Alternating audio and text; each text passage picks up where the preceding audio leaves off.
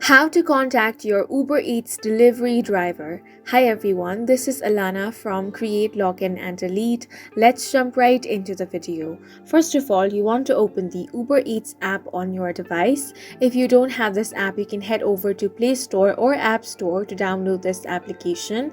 Once downloaded, you want to log into your device. Then you want to place an order. Once your order has been placed, you can track its status within the application. For that, tap on the account option. Then tap on orders. A list of all of your orders are going to open up over here. Now here you're going to see a map with the location of your delivery driver and an estimated time of arrival. If you need to contact your driver, there are a couple of things that you can do. The first thing you can do is during the delivery time, while your order is in transit, you should see a contact option or a phone icon on the tracking screen that is at the bottom left corner of your screen. You want to tap on it to call or message your driver. You can also access contact option from the order details screen. Tap on your current order and you should find a contact option there as well.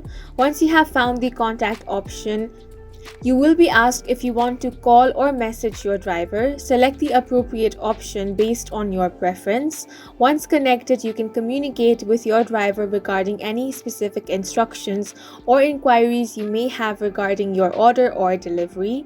After your delivery is completed, you can rate your driver and provide feedback within the Uber Eats app. This helps maintain service quality and provides valuable insights to the platform. Remember to use the communication features responsibly and respectfully. Most drivers are happy to assist with any questions or concerns you have regarding your order, and that's it for this video. If you have any questions or confusions, do leave them on the comment section below, and don't forget to hit the like button and subscribe for more helpful tutorials.